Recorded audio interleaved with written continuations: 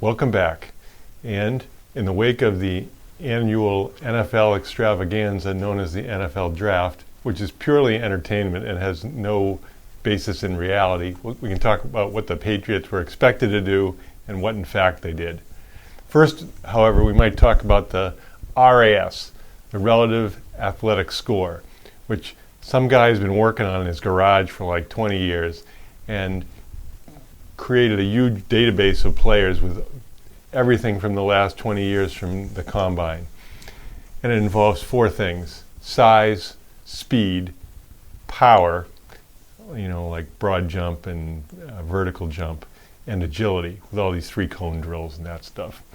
And the Patriots obviously hold some stock in it as they drafted Cole Strange, who was 7 out of 1,168 recorded guards in the history of combine data. Now, I don't know if he can play football, but he's obviously a tremendous athlete. I saw films of him. They showed, I've seen it a couple of times.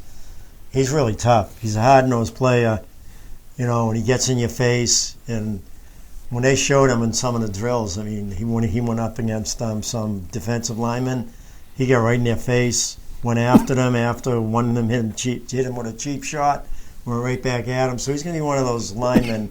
He's going to be a leader. I think he's going to be a leader. And if he turns out to be what we hope he will, it's just going to help them and it's going to save them money. They let Mason go. It would have cost them $8 million. And so they'll have him now in place for him. He's a guard. They have a couple of tackles, young tackles, that played pretty good last year. They get Brown back. So, and they're obviously a running team, so you need a power running game, and that's his specialty, so we'll see whether it works out. Wasn't the only guy they drafted, of course. A lot of people said he was a reach, but even more so was Taekwon Thornton, a wide receiver from Baylor, who is lightning fast, 4.28 in the 40, but supposedly has small hands, and the knock on him allegedly was that he's got the dropsies sometimes. Yeah, and then I don't know who the team was after them. I don't know if it was Buffalo or Kansas. No, I really don't know who the team was. But the next end picked, everybody was high on. Mel Kiper said he had 100-some receptions. The guy Pickens, probably. Yeah, 1,200-some yards. But Belichick, he's never ever going to pick someone who the so-called experts love. He's never ever going to do it. He's going to pick someone that no one knows about, and he's got burnt a number of times, and he's just going to keep on doing it. Yeah, we've lived through the Chad Jackson era, and even outstanding receivers who came here, like Ocho Cinco, couldn't learn the system. Now, with McDaniels gone, it's possible that the receivers will just be expected to run routes and not all these adjustments that, some of them have trouble making those adjustments, sight adjustments to how they're being leveraged by the defensive back. So, they always said that Gronkowski's biggest strength, aside from his physical skills, was his ability to read defenses. So, we'll see. And then they decided to corner the market on Joneses. They got Marcus Jones, a cornerback from Houston, who people are comparing him to Tyrone Matthew, the honey badger. And what I'm hearing is the guy's going to end up playing safety because he's not big enough to play corner. So we'll see. Well, they got two safeties. Yeah, they got Jack Jones, another guy who had, I think, a run-in with the law when he was a young player.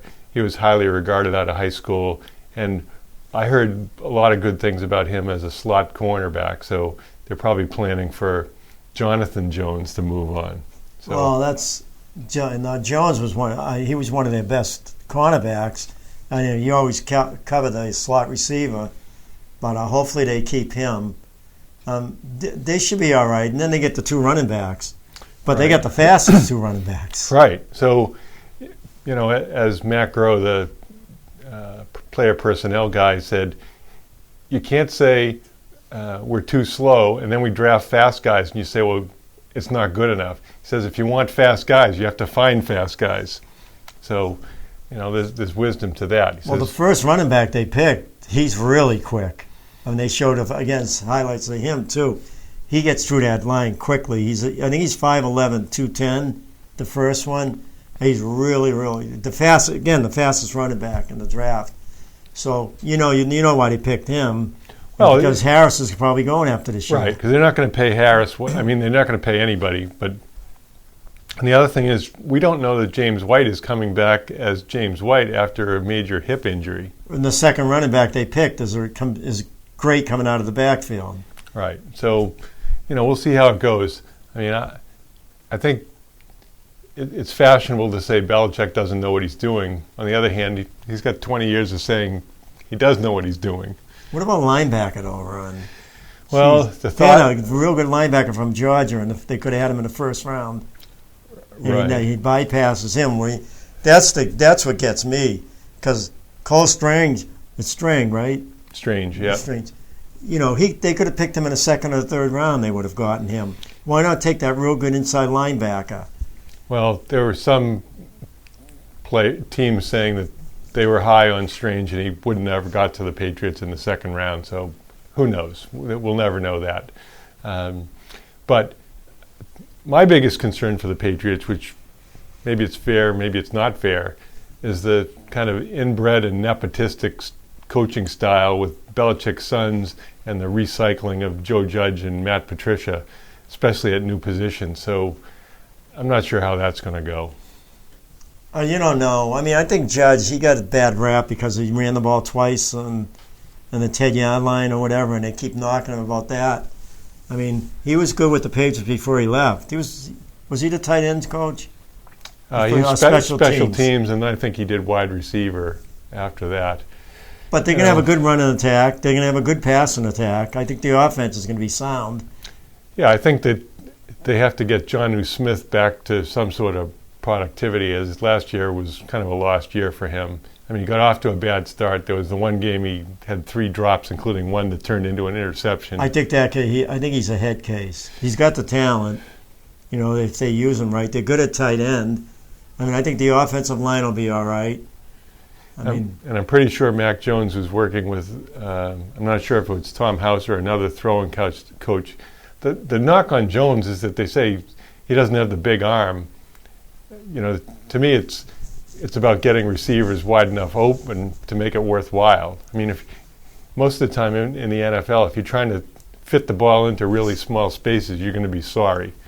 I really like Jones. I like his head. I like his accuracy. I like the way he stands in the pocket. He knows the game well. I think he's going to be terrific as the years go by, and I think he's got a number of receivers now. He doesn't have that superstar receiver, but he's got 4 or 5 guys that can come up big in games. So I think they're going to be all right, the offense. The defense is what you worry about, and hopefully those 2 cornerbacks they got. But what are they going to do with middle linebacker?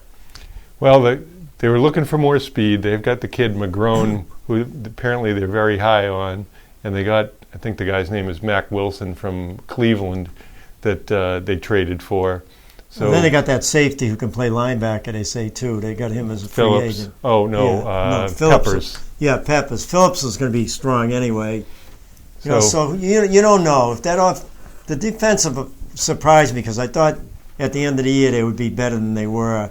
And then what Buffalo did to them was a disaster. Right. Everybody's kind of conceded that Buffalo is going to own the division for the next 7 or 8 years. If you have a running quarterback like Allen, anything can happen because eventually they get hurt, because they always get hurt, whether it's RG3 or Lamar Jackson. He's so strong, though. Unless he tears a knee. Well, that's what I mean. It's the old in the NFL. What are you doing? You're out there. I remember years ago my daughters played with a former Patriots cornerback's daughter, and I spoke to her mother and I said, did your father have any special rituals or habits before the games?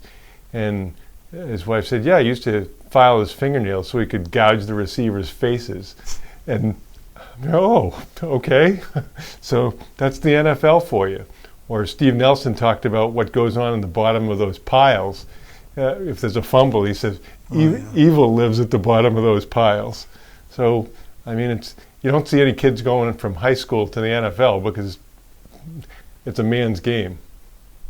So, anyway, another thing that was discussed a lot, whether the Patriots would draft a replacement punter, and they maybe just pick up one because Bailey's going to get money. And how many years was he on his last year? I don't know if it's his third or fourth year, but they're talking about $3 to $4 million, and that's probably out of their price range for a punter. But he's a good kickoff guy too. I mean, his special teams is good. I mean, you don't know. If the defense, they have a lot of young defensive players. They even have some young linebackers. If they develop, who knows this year? I mean, I just think that their offense is going to be one of the better offenses in football. Well, it sort of felt like they said, well, we're not going to be good enough defensively, so we better get guys who can score, so we'll try to stay in the game by scoring a lot of points, which is really what happened much of the time with Brady. So, we'll see how... They got to blitz more. I mean, he's got his son calling the plays. I mean, how do you not blitz Allen when they're just scoring every time they get the ball? You're just going to... They just stay with the same defense. Well, they never punted, right? No, they didn't. So, but at least put pressure on him, and maybe he'll make a mistake. I think there was some fool's gold from the time they beat Buffalo in Buffalo when it was 45-mile-an-hour winds, saying, "Oh yeah, we can play with Buffalo." So then, when it got back to normal conditions, Buffalo, threw all over them. I'll tell you one thing: if they end up 5 and 12 to 17 games. Well, that'll be it for Belichick. He's gonzo. He's not going to take it anymore, especially after this draft. I mean, he better hope Thornton and some of those other guys come through, because last year the draft was good. I mean, the first 3 draft picks were excellent. But So who do you think, if we want to think out of the box, who would be the Belichick replacement, which generally speaking, it's a bad... O'Brien. Yeah, because it's a bad follow-on to have to follow the legend. Obviously it seldom works in sports where you hardly ever remember the next guy. Well, O'Brien was at the stadium this week. I heard that. So, but I think they would hire someone like O'Brien, someone who's been there, the crafts, but... Belichick's going to want to stay, but he better... If they have another bad season, which last year ended up to be terrible, and they won those 7 in a row, and then they collapsed at the end. I think the biggest argument wasn't so much against Strange, but let's say Strange turns out to be John Hanna, and he's the Hall of Fame guard. Is that what they needed most right now, or do they need defensive players who would be impactful? Well, it comes down to that middle linebacker from Georgia. I forget his name. 6'3", 255, quick, can go sideline to sideline. They don't take. He's right there available. And then that cornerback that was really good, that Kansas City got. McDuffie. Yeah, I think Kansas City got him. Yeah. You look at those 2 guys, and then you can compare. And it's never going to work out for Belichick anyway, because everybody's going to say you could have got your offensive lineman in the second round. And you could have got one of those 2 guys, and you're bypassing them so you can get Thornton in the second round, a receiver that they said should have went in the 4th round. Well, the other thing that you see in all sports is you see the guy who's the high-paid player, whether it's Aguilar or the high draft choice, who gets a million chances even if they realize they can't play, because nobody wants to look bad. So it's the same in every sport, because the ownership has to kind of defend what they're doing. So, no, I don't think that Chaim Bloom owns Dahlbeck, but he certainly owns Trevor Story, and we'll get to the Red Sox. But there's always guys who are not producing at all that will keep getting chances. Look at Matt Barnes. Matt Barnes right now can't get anybody out. So, we'll be right back.